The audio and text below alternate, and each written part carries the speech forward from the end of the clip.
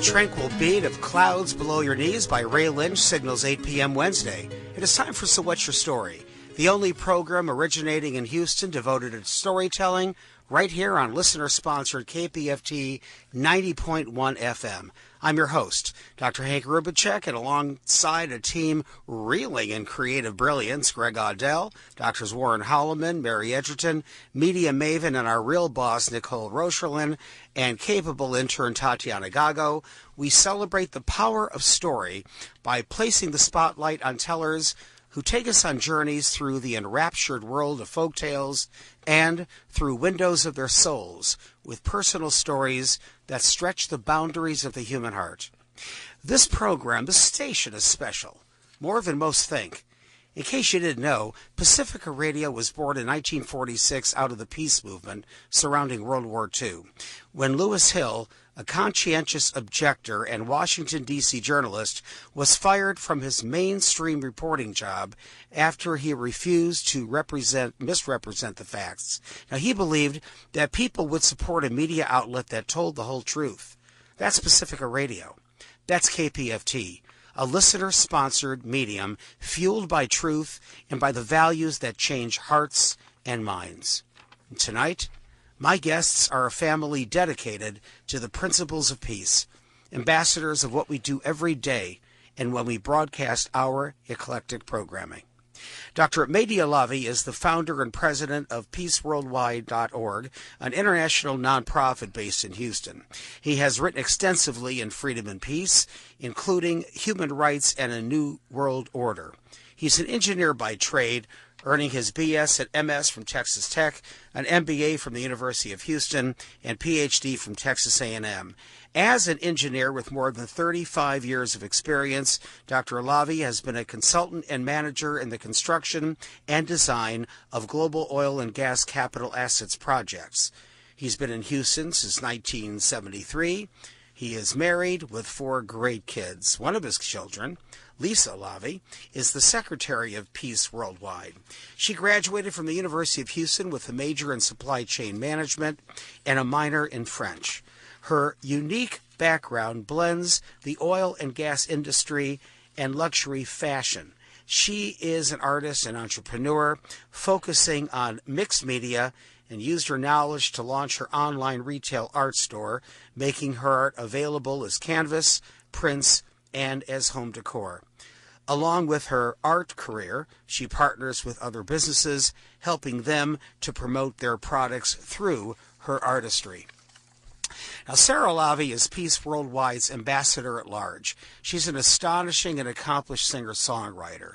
Now, Sarah's been on this program before. She was on April 28th, 2014 with rapper Rocksteady, and together, well, they actually rocked the studio with a storytelling program, the likes that no one has ever seen before or since. She is most known for her 2013 debut album, Game of Perception, and has performed in numerous shows, including Neil Berg's 100 Years of Broadway at Jones Hall. Sarah's a graduate of Northeastern University with a degree in public affairs and a specialization in international affairs. She uses her dazzling music as a voice for the voiceless, in her words, and ignites a passion that fuels her work as a humanitarian. In her free time, she volunteers for organizations such as UNICEF, while her tireless entrepreneurial spirit continues to influence many. That sounds like an awful lot, but that doesn't even tap into the credentials of this magnificent family. Hi, everybody. How are you? Right? You're finally here. You got through the ice. You got through the roads. You're all laughing. You're having a great time already. And I love that. I love that. We're speaking about World Peace World Organization, World Peace. And to all of you, we want to know how this works. So, Sara, let's start with you. You're kind of familiar with this whole thing because you've seen me before. Utter a few words. Yeah, Tell us how it's it works. Actually ironic that you. It's actually ironic that you just asked me that because I was thinking about that a little bit and I came up with Saadi. Have you heard of Saadi? It's actually a Persian poet that's super phenomenal. I actually have. 13th believe it or century. not, I actually have. I'm going to go ahead and just read a little glimpse of what he has to say, and it just kind of pulls together peace. All human beings are made from one frame, Since at first the same essence came, when one limb is afflicted or oppressed, others lose their wonted rest. If thou cannot feel for another's misery, human being is no longer a name for thee. Yeah, that's beautiful. Yeah. That is beautiful. Lisa, what do you think? How do you feel when you hear that? I love that poem. Even when I think of it, I was just thinking of Rumi. He put it beautifully as well. He's another Persian poet. He says, "You are not a drop in the ocean. You are the ocean in a drop." Yeah. And I truly think each one of us have so much power within us. And we may look at ourselves as one drop of water, but collectively we are the ocean. We can create waves. It all starts within us. And I want to take that poetic topspin and put a more pragmatic focus on it. We talked about this before the program. And in my mind, if I'm hearing this correctly, it's sort of like a daily diary. So when you get online and you talk about how am I going to promote peace, it's really a matter of looking at it on a daily level, right? So it's a matter of, are you doing something to promote peace or an argument? Are you reacting or are you responding? Are you being thoughtful and conscientious or are you being abrasive and malicious? Right? It's a choice. Dr. Alavi, what can you add to that? Is that right? Is it sort of a journal? Absolutely correct. Right. Absolutely correct. I just want to say that Sa'di is a 13th century Iranian Persian, internationally known, and his poem that you just read is inscribed in the United Nations too. Yeah. But now peace really starts with every one of us. When we become peaceful, we become really contagious. The people who have contact with us, surround us, they become more peaceful too. I've been to the meetings that was very tense, and just because I didn't react, I stayed cool and noticed other people acting coolly too. Yeah. I think that's the most important. My recommendation, let's be contributed to peace and be peaceful. Yeah, I think that's such a good point. In my world, I do a lot of workshops on tolerance. And to me, I always talk about tolerance as being a verb.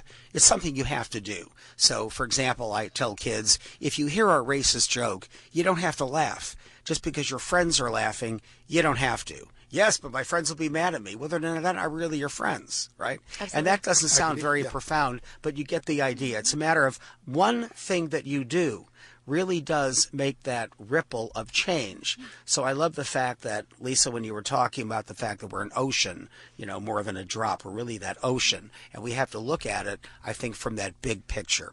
Now, Dr. Alavi, the mission of Peace Worldwide is to promote freedom and peace for all humanity. And you claim, and I quote, "United, we can create a world free from war, oppression, and persecution." Now, no sane human being will ever disagree with that, yet so many would say this is a mission that is nothing short of impossible. What do you say to those who were skeptical? Impossible, that's not really true. If you look at it about 50 years ago, if you told someone that someday on the size of a thumb, you can have 10, 20, 30, 40, 100, 1,000, 2,000 books. People say that's absolutely impossible, cannot be done. And now we all have thumb drive, and we have even more than that on thumb drive. So I would honestly believe when enough number of us, a critical number, become peaceful, the whole world turns peaceful. It really does. It really does. And, and again, that's what we're all about. That's what we're all about at this station. Pacifica Radio is about promoting peace. And we talk about it the same way, but not as articulately. And that's really important. Now, Lisa, we're going to find out in just a few minutes how art and peace are inextricably connected. But first, and I know this is a really hard question, but tell us about the moment that you knew you loved art. And this is going to be significant later on. The moment you knew you loved art. Well, I'll talk about it in a little more detail later on. But it's actually a funny question because someone else asked me recently, Lisa, what made you start loving art? But the reality is it's been inextricably linked to me since I was young.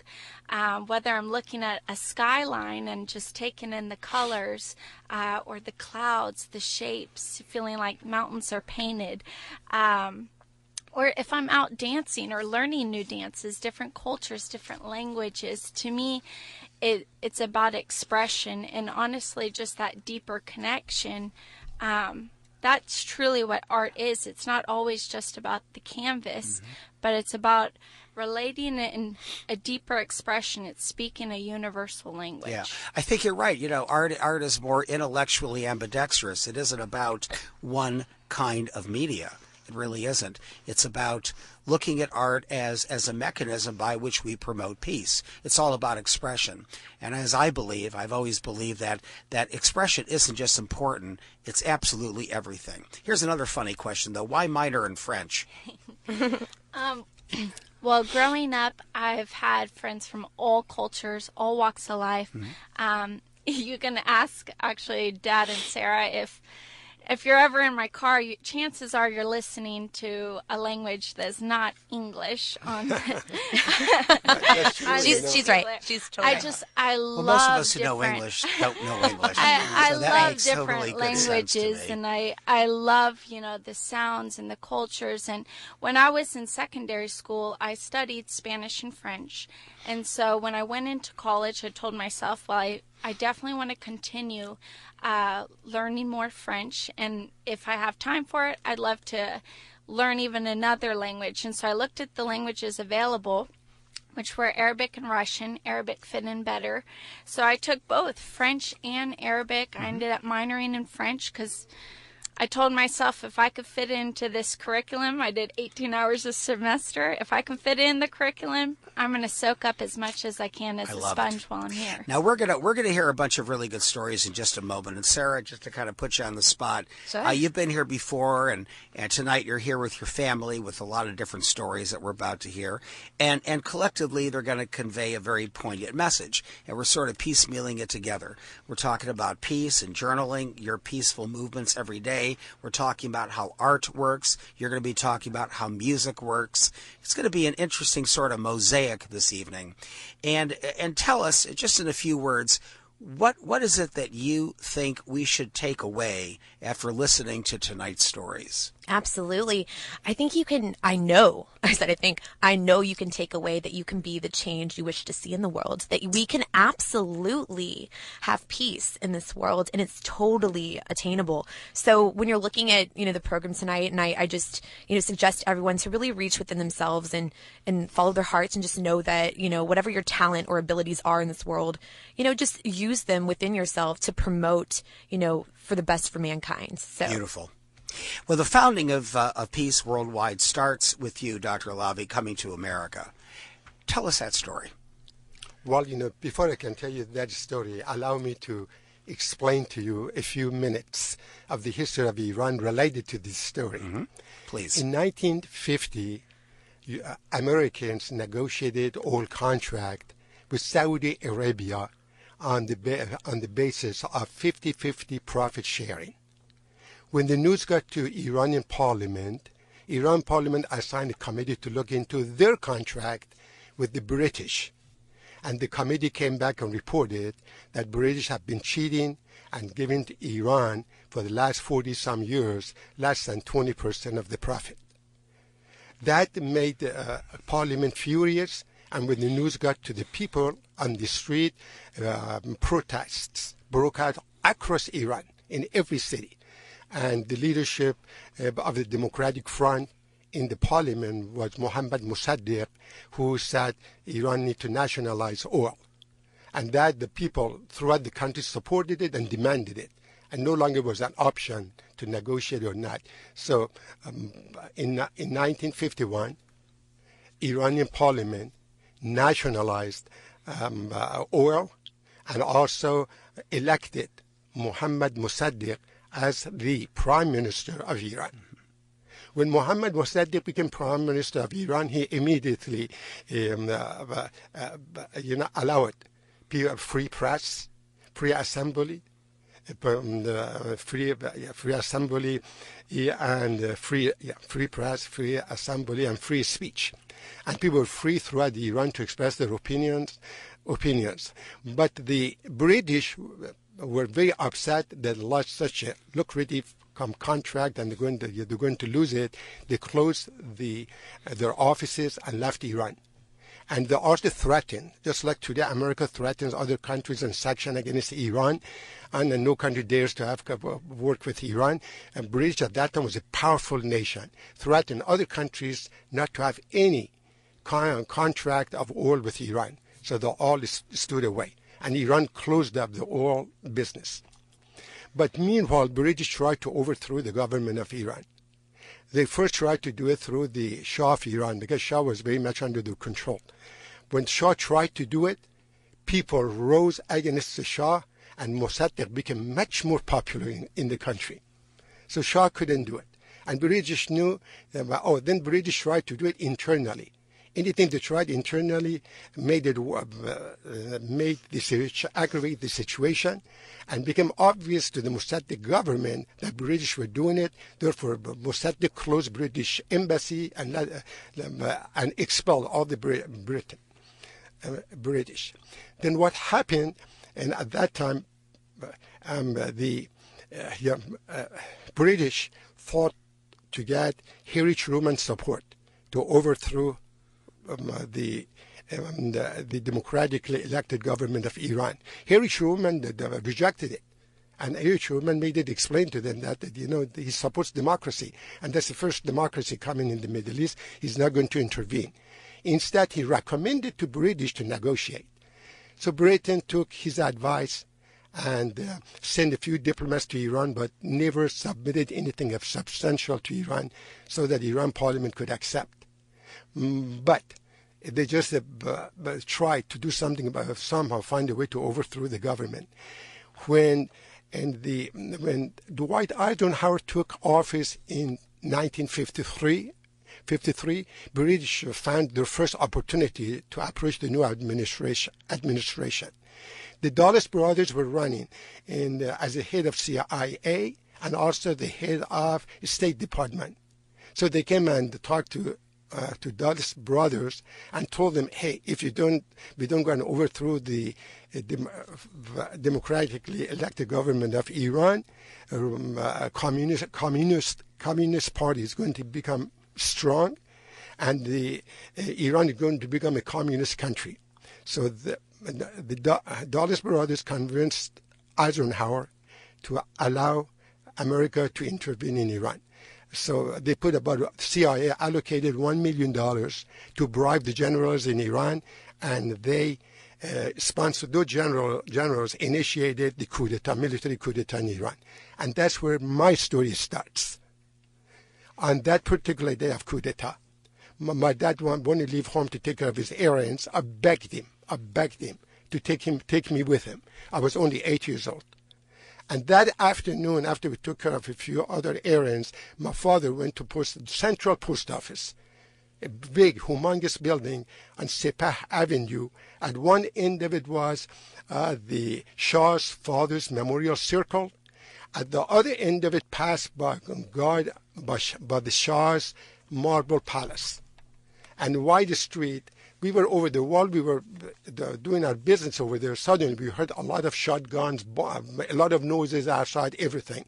And people came and said, military is taking over. Military in, and the people had poured into the street from all different directions against military in support of Mossadegh. And people are being killed. Mayhem was on the way. So the post office immediately closed the doors and let my father and I leave from the back door. We left the back door, but the only way we could get back to my home, we had to pass Sepah Avenue.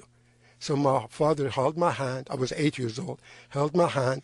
He hid behind the walls, looked for an opportunity that shooting and tanks not be in the area to pass. The moment he found an opportunity, he grabbed my hand. All I can remember, I flew. My foot even touched the street, but all my day I was saying, why did I ask my dad to take me today?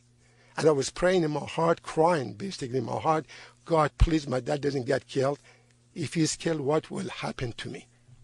But fortunately, he made it to the other side. We got into an alley, and for 2-3 hours in the alley going towards our home, then suddenly we heard people yelling, chanting, death to Mossadegh, death to Mossadegh. My father said, start cursing English. May God curse English. May God curse English. I said, Dad, what are you saying? Who's English? What is English? My father said, English overthrew Mossadegh. English overthrew Mossadegh. When we went on the street from then on, we didn't have to shoot. Military authority took over. We went home. But one thing that experience taught me that I have my life forever in my life, I have to work for freedom. And someday I have to work and make that country a free country. Yeah. And that's the whole thing is that in my heart. Freedom. And your dad taught you that. Your dad taught you about that power of... My dad was very, very open-minded. We were all free. We were 10 brothers and sisters. Mm-hmm. We could easily debate anything we want to do at home. We were very open to it, very open-minded. Mm-hmm. And I had a grandmother who was very strong in protecting people. If somebody said something about the woman negatively, she never talked. But when she spoke, everybody listened.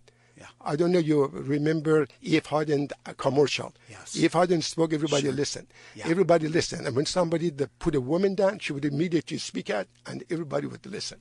So I was really inspired by my father and my maternal grandmother. It's amazing. That's an amazing story, and I appreciate the history, because you're right. We did need to hear some of that history. Lisa, could I make a comment after that, too? So if the first ever elected democratic government in Iran, in the Middle East, was not overthrown by the British and American forces, chances are today the whole Middle East would have been democratic. Mm-hmm. The reason I say that, because a year later, my family, we traveled to Iraq, the same country that George W. Bush, under pretext of MWD and Al-Qaeda connection, invaded. It killed thousands of people, and still the country is a mess. We went to Iraq, and the Iraqis were selling in China with Mossadegh picture on it. They were so proud of Mossadegh. We didn't dare to buy anything, to take it back to Iran. We would get arrested. But the Iraqis were selling among themselves the picture of Mossadegh on China and different dishes. People were saying the same thing in Turkey and the same thing in Pakistan, the same in Afghanistan, in other Arab countries. If Mossadegh had succeeded, there is no question in my mind, the whole region would be democratic, and all these killings that has happened since would have been avoided. Lisa, what do you do as secretary of Peace Worldwide? So as secretary, it's my job to take minutes of the meeting. Mm-hmm. Mm-hmm. But I do a lot of behind the scenes. Anything that goes onto Peace Worldwide organization's website, it always crosses through me. So I'll edit any article, or I'll preview it to make sure it's in alignment. I'll also work alongside with Sara to try to create a social media presence. So we just created an Instagram for Peace Worldwide, and we have a Facebook as well, but just trying to create a footprint there. Beautiful. Tell us about the kind of art that you create. If I had to pick a theme of my art, I think it's oneness. I think it's coexistence. I think it's unity. Like a couple of my recent works, for example, one of them is Welcome to the Amazon, and it's a mix of a samba dancer to represent the samba and the dance of Brazil and other Latin countries within the area who celebrate Carnival, for instance. And then also there's about 20 different species of endangered animals, all hidden images and worked into it. But I want to represent oneness and being at one with nature, being at one with one another. And art is obviously very significant to the world stage, and you champion the impact art makes in cultivating peace and love. Now, you have a story about a client that helps to make this point. Tell us that story. Yes, Hank, I do think that art is a universal language.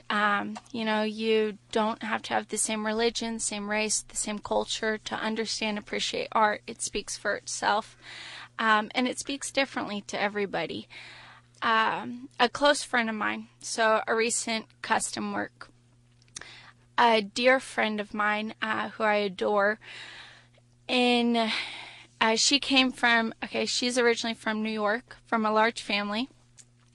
In 1992, she was pregnant with her daughter, and she describes it as being the most, it was such a beautiful miracle and abundance of love growing within her.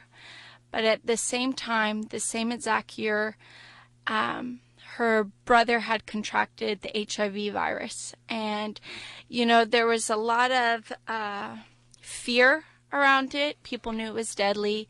There was a lot of stigma about, staying away. They didn't know the implication, especially being pregnant. She said her entire pregnancy she felt torn. It was a very hard time for her, because to imagine the joy of being a first-time mom and the beauty of love and life, and also at the same time someone you love so dearly, seeing them so sick and feeling like you can't be there for them the way you love to be there in your heart. And so that happened. And then again in 2000, her other brother, who she was extremely close with, and she would always describe him as happy-go-lucky, always put a smile on her face, just a jokester, always wanting to make her laugh. They loved to go fishing together. He was actually a former Marine. They loved going fishing. He was terminally ill in the hospital, and he needed a liver transplant. And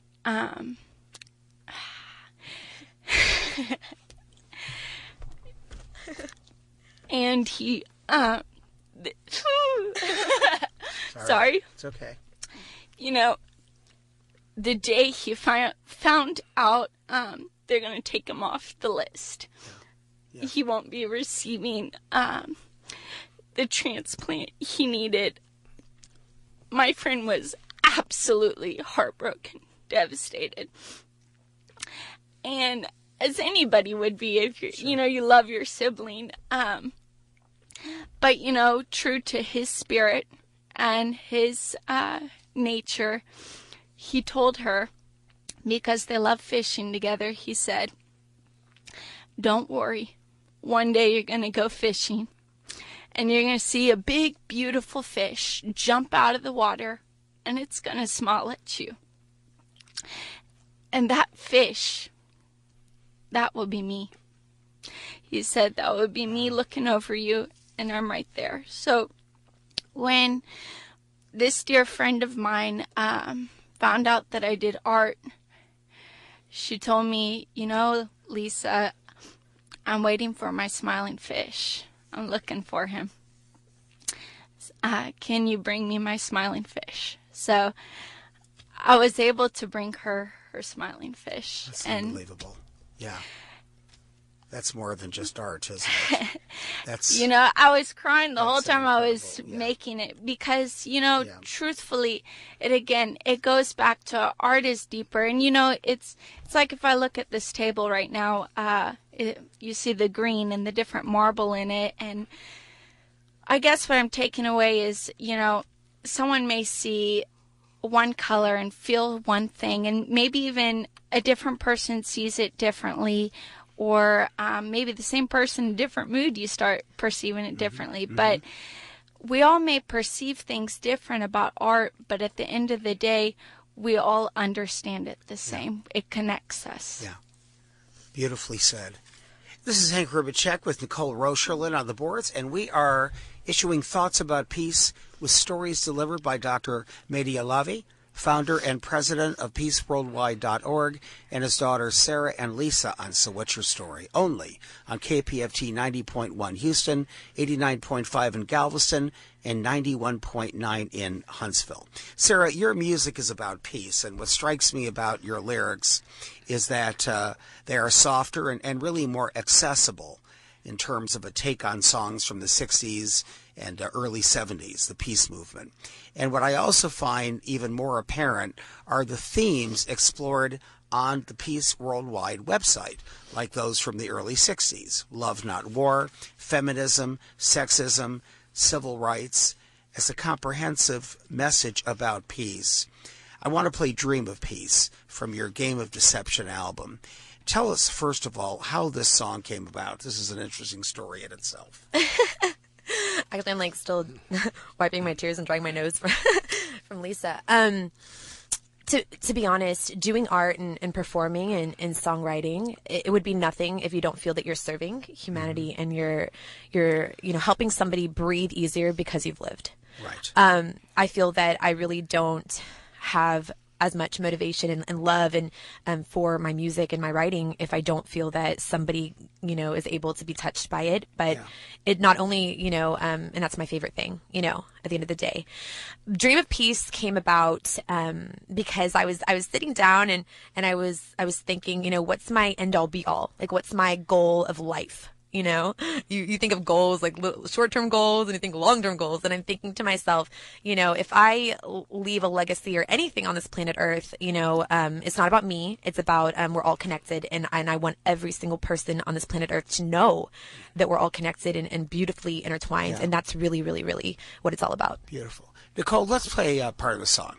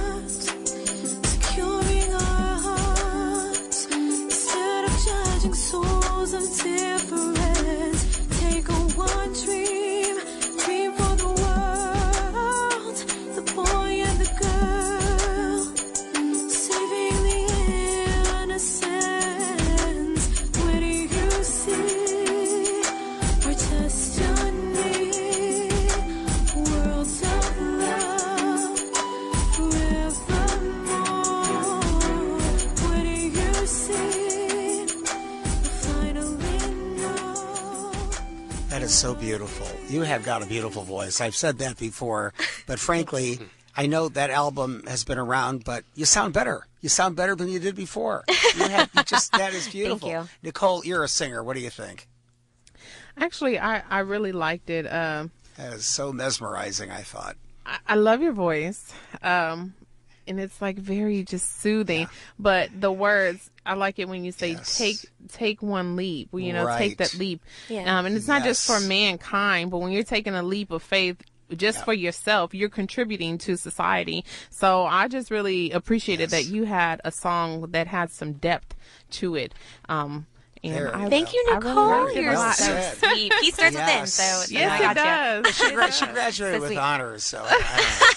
Tatiana, what do you think? Where are you? Wonderful. She has such a wonderful voice. It's so calm and warm. Yes. And the message that you put out is something that we definitely need, especially with what's going on now. You know what I mean? We have others we're going to listen to, too. And I know we're not listening to the whole thing because, unfortunately, we want to get a lot done. But that is a beautiful song. And I think I heard that one before. Isn't that one we played last time you were on the show? Last time I think we played Let Love Light the Way, which is a similar concept. Yeah. Oh, it is so in alignment. There you go. So beautiful. So beautiful. Well, there's no dreaming about learning to become a great storyteller, right, Nicole? Because all you need is to get up to the monthly story swaps. Why don't you continue that thought for us? Tell us what we're all about. Well, there's no need, because all you need is to get there, like you said, and that's right there at the Houston Storytellers Guild. And they meet the fourth Tuesday of every month from 7 to 8:30 p.m. at Temple Emmanuel, located at 1500 Sunset. And be sure to visit the Guild's website at www.houstonstorytellers.org for upcoming events and all of our past So What's Your Story programs, every show since 2008, listed on the menu under radio program. Now, Tatiana, what else, girl? Bravo, Nicole, bravo. Well, let me just say that the Animal Stories event held by the Guild last weekend at Company On Stage was terrific. And the Guild will be putting on their Best of the Guild performance on March 9th and 10th at the same venue. Warren and Hank will be two of the tellers as members from the Guild deliver their favorite personal stories. All the details are on the Houston Storytellers website. Well, thanks, Tatiana.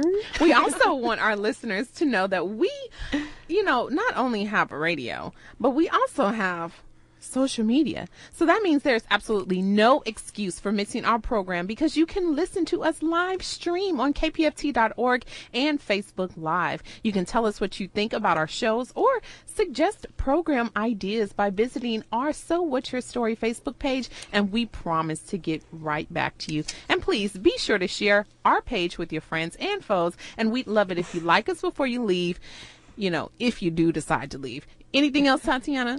One final thing is our program is a true storytelling institution, but so is our good friends at The Moth, one of the best shows in town. The Moth typically meets the second Tuesday of the month at Warehouse Live. It's more fun than the law allows.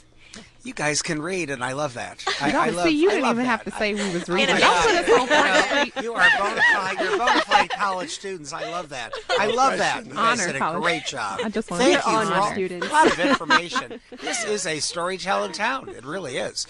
Greg is going to host a broadcast celebrity that goes by Connie B, and highly acclaimed and prolific folklorist Ray Vincent, only on So What's Your Story. That's coming up next week. Dr. Alavi, you made a special friend that you dubbed the Good Samaritan. Right. Let's hear that story. Surely be glad to tell you. First I want to tell you that when I graduated from high school in Iran, I got involved in politics, since you couldn't do it openly under the Shah. So I went underground and tried to organize opposition. But I kept it secret from my family. When the secret came out, they all thought they would be subjected to collective punishment by the Shah's regime. Therefore, they wanted me out of the country. So they all sat together, decided where I should be going.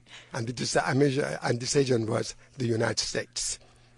I didn't know in English. I didn't study. I went to public school. We had only 1 hour English per week. Most of the time, we had sports instead.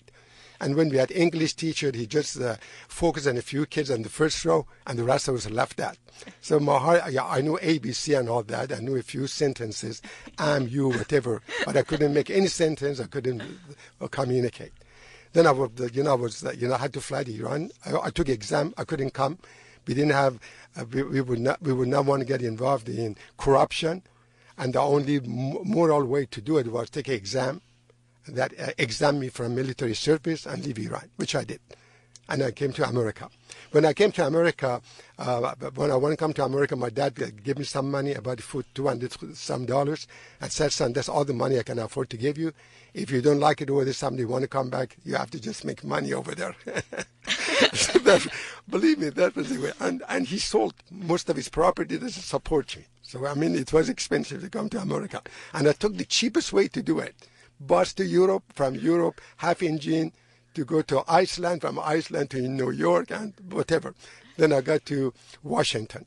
But the universities I want to go, they required me to go to English school because I didn't know any English. And I went to English school, then I have to pay more than half of my money to register, which I paid. Then that afternoon I started going all around Washington to get a job. Nobody understood me. The next morning I tried all over it. Nobody understood me. Then I decided to go get my money back and go to the college. So I went to the university, got a Persian student do translation for me, talked to them, got my money back, and that student drove me to the bus stop, and I got Trailway or Greyhound, and I traveled. When I sat in the bus, the gentleman sat by me. He read his book, and I looked at my dictionary, Persian, English, and tried to learn words. And most of the time when I get tired of it, I stare through the window thinking about what will happen to my life. Where am I going? What's going to happen? And I knew I had very little money in my pocket. I had less than $200 in I had $203 or $206, I can't remember exactly, when I entered the United States. So I was just worried about my future, either to study dictionary or look through the window. And we never talked. And we took bus about 1 o'clock or so in the afternoon. About 7 or 8, 8 o'clock, it was August, 8 or 9, the bus stopped by a restaurant for us to go and eat and go to the bathroom. So I went in quickly, bought a small little bread, the cheapest thing they had, bought it, and I went in the back of the restaurant to do my Islamic prayers, instead of to do my prayers. But the funny thing is, they all finished eating whatever they went in the bus, and the bus driver said, "Is anybody missing in the bus? Anybody missing in the bus?" And the guy next to me said, "Yes, this guy is missing." Then they asked him, "Hey, come out, do you know how he looks like?" And then four or five of them came out and started looking for me. They went to the restaurant, they went to the bathroom, they went all around, looking at the shops around it. They couldn't find me. And one of them, I guess, said, "Let's look in the back of the restaurant."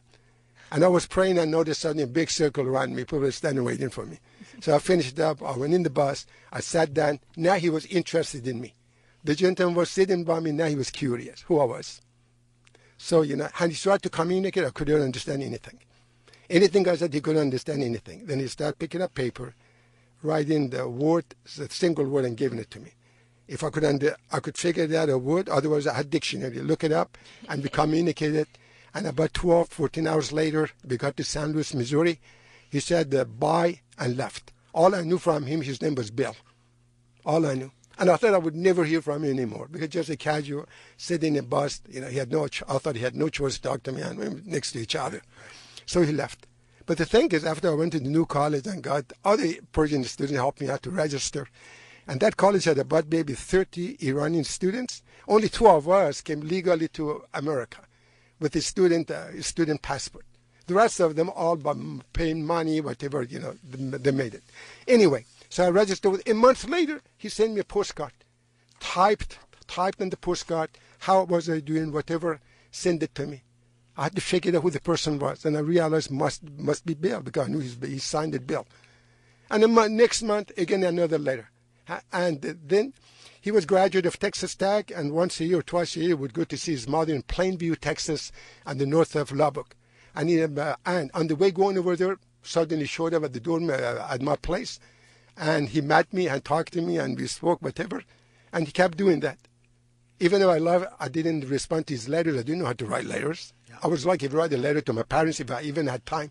I was working every week 54 hours in the restaurant. And that's already his own story to tell you I got the job. It's really embarrassing how I got the job, I went to the guy, who ran the restaurant, cafeteria to get a job. He didn't understand me. I didn't understand. I came back. Then I told an Iranian student who was also came to America through a student visa. I mentioned, he said, "Oh, he didn't understand you. He went over there and got me the job." Then I started working. Then soon I was working more than anybody in that place to support myself in college. Anyway, he contacted. Then first year I went to New York because I didn't know enough English to talk in Oklahoma to get a job, in my opinion. I couldn't see myself. I could communicate with anybody. Nobody understood. I thought New York, you'll find a job somehow. Yeah. I went to New York, did busboy, working in a steel factory, whatever. On the next year I want to go, he convinced me just to come to St. Louis, Missouri. You don't need to go to New York. So I went to St. Louis, Missouri. First month I was his guest. Then I got a place to live. Then he came to me and said, "What do you do now? That college you go to is not going to be a very good one. You need to go to a big university with a lot of potential." I said, I don't know. I don't know how to even apply. He said, "Okay, I'm a graduate of Texas Tech. It's a big university. Would you like for me to fill up the form and fix you up?" I said, "Sure." He contacted Texas Tech. He got the applicant, filled it out, wrote a long letter. After recommendation, I got acceptance. I no longer went back to the college in Oklahoma. I went directly to Texas Tech. Beautiful. Then later, I got my bachelor's, master's Tech, my MBA at the University of Houston, and PhD at Texas A&M. And I want to just say we all stand on other people's shoulders, and there are a lot of Samaritans who really made us what we are. And he should be remembered. And even if he passed away in the 1990s, he, as long as I'm concerned, is alive within me. That's such a beautiful story. And it really, Oklahoma and Louisiana are two foreign countries. You probably know that. They don't really speak English. I think I just insulted half of Houston. Nicole, you're not from Oklahoma or Louisiana, are you? My sister lives in Oklahoma. Okay, very good. See, I knew it was going to upset somebody. But in any event, that is really, the power of a single person making a difference. We were talking earlier about how do we promote peace. And again, it's not a profound thought. It's about being a friend. It's about caring about somebody, but actually doing something, tolerating, believing, listening, caring, following through. The kinds of things that, unfortunately, most of us just don't do.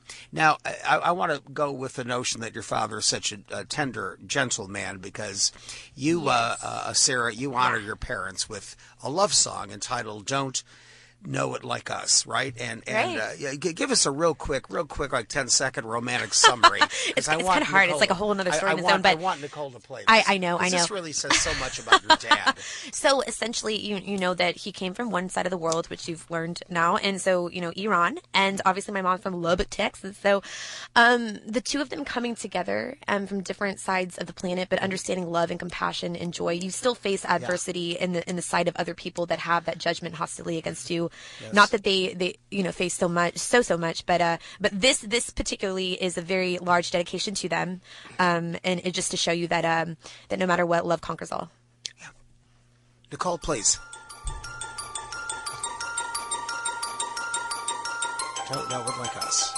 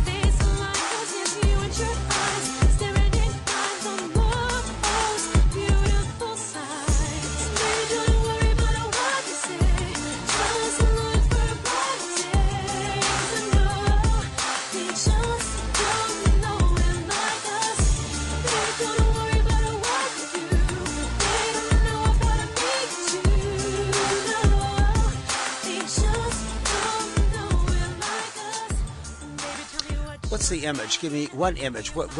Give me an image of your father and your mother when you think of that song. An image. What are they doing? Well, God, my parents have been together for 47 years, and so when I think of them, I think of my heroes in life. So, one image would be just pure love and unconditional love for. What are they doing? Looking at each other?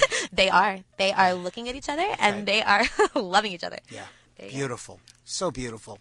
Sara and Lisa Alavi and their father, Dr. Mehdi Alavi, founder and president of Peace Worldwide on So What's Your Story, KPFT 90.1 FM, Houston, Pacifica Radio, fueled for peace. Storytelling transforms us for the better. It always has, and so does art. And because there are always stories that serve as preludes to artistic creation, like who or what inspired us to create art as we do, it's important to understand that. And Lisa, in your case, it was a who that inspired you. Tell us that story. Well, in elementary, from kindergarten to second grade, I went to Bear Creek Elementary. And the art classroom was at the very back of the school, and it had open windows and all natural light let in. But what made that classroom so special was a teacher named Mrs. Daly. Now, Mrs. Daly had two outfits that come to my mind that are very distinct. One was a black floral dress and a red cardigan, and another one is this yellow sundress and white cardigan that I feel like she not only wore it quite often, but I remember it because my parents bought me something similar, and I used to call it my Miss Daly dress. And despite these details, this is not what made her special. What made her special is she truly taught. And what I mean is she taught more than even other teachers I had in high school and college. She didn't just, give you enough information to get by with the day. She took you to a new place, new world. She started each classroom by handing out photos of artwork from Salvador Dali, from Picasso, from Van Gogh, and she would ask you, what does this make you feel? Do you recognize how they, the perception of, like these clocks, the melting clocks? Do you recognize how they sent their message with that? Any project she ever gave us, she never gave us, let's draw circles and squares. She'd put a line up on the chalkboard or a person's face, and she said, this is what we're drawing today. She said, do you recognize where the nostril ends in relation to the eye? Do you see where the Cupid's bow is in relation to the nose? She would always shade everything in with her middle finger, and as a kid, you'd ooh and ah, and she'd just smile and say, that's your strongest finger. And, she was just such an impact because she truly taught us as we were adults. She saw us limitless. And that's the same thing even as an aunt now. I look at my nephew and I just see him and I see the world of possibilities. Limits are taught by what we tell ourselves. But truly, we're each capable of so much more. And I think even though Miss Staley has passed now, that is the legacy she truly left with us. Yeah. Just limitless potential. No limit. No limit. That's really a theme. I hear that in Sarah's music for certain. And your dad's story talks about there being, really no limits in terms of the human condition and what we can achieve, right? It really isn't. But we certainly impose a lot of limits on ourselves, and I think that causes a tremendous problem. And again, we're talking about the promotion of peace, and we're going to end with a notion that'll give us a little bit more of an anecdote for that as well. But Lisa, tell us about your websites for both art purchases and custom work, because you do custom work as well, right? Yes.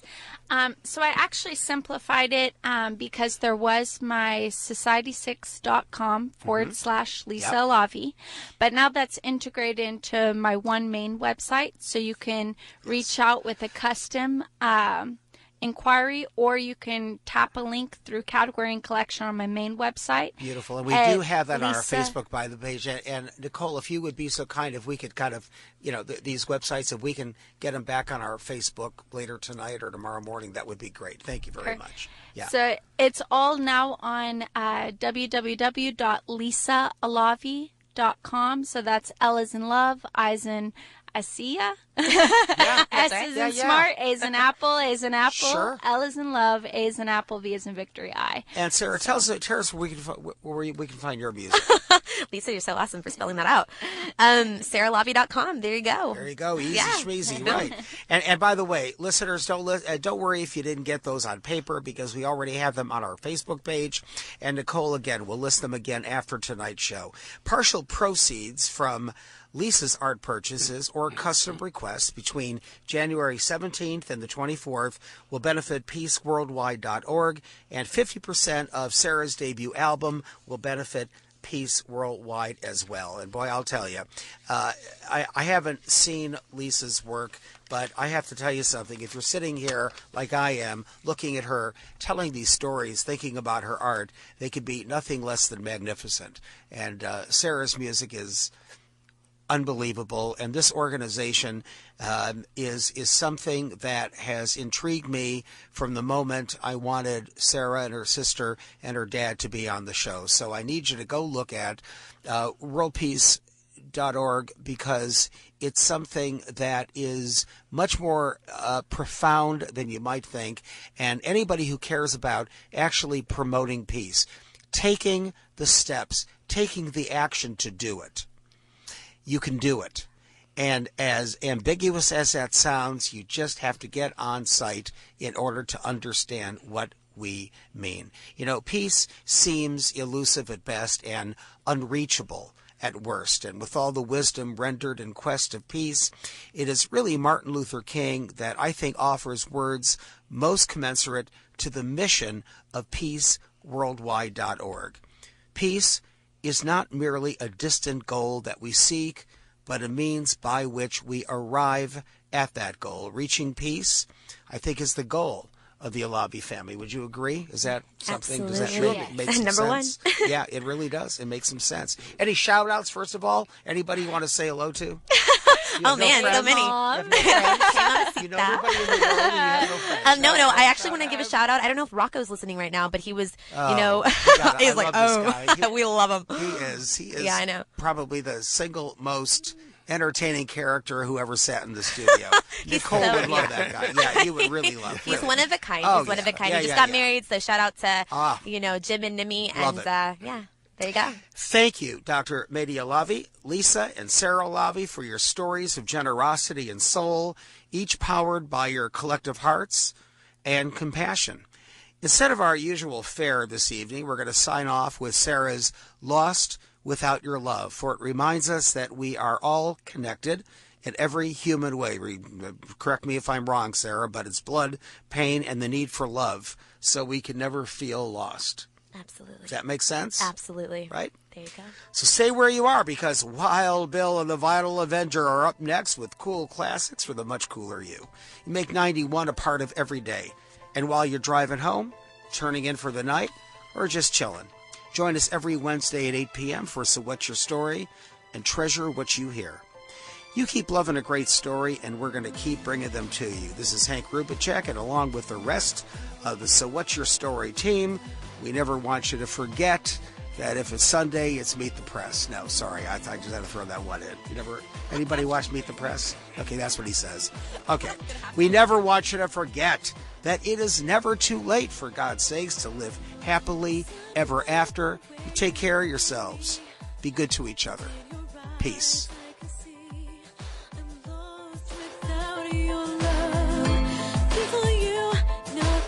My heart, then there was you, and now I know how to dream among the stars. Maybe I'm lost in confusion, maybe I dreamt an illusion, but I know what it is I see.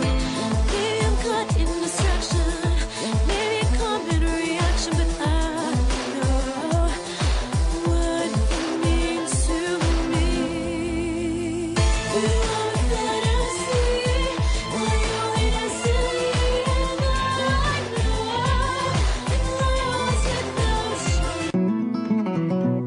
Thousands of you have heeded the call, but there's always room for more. You can find KPFT on Facebook, Twitter, Instagram, and YouTube. From our latest updates to funny videos, contests, news, and more, you can find us anytime, day or night. We're at KPFT Houston on Facebook, Twitter, Instagram, and YouTube. We'd love to give you the latest. Plus, you're already on Facebook. Why not get behind the scenes of Houston's leader for independent music, arts, ideas, and culture right now? Again, find us at KPFT Houston on Facebook, Twitter, Instagram, and YouTube. See you there.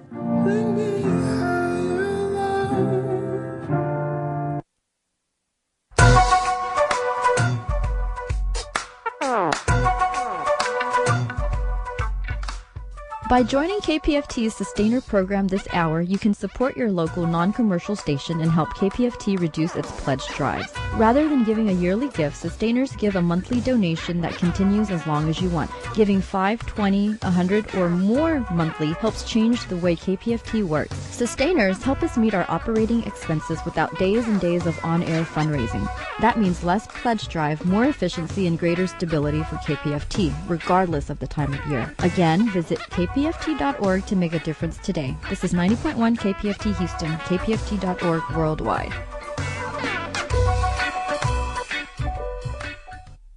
You are listening to KPFT Houston. Hello! It's that vinyl show.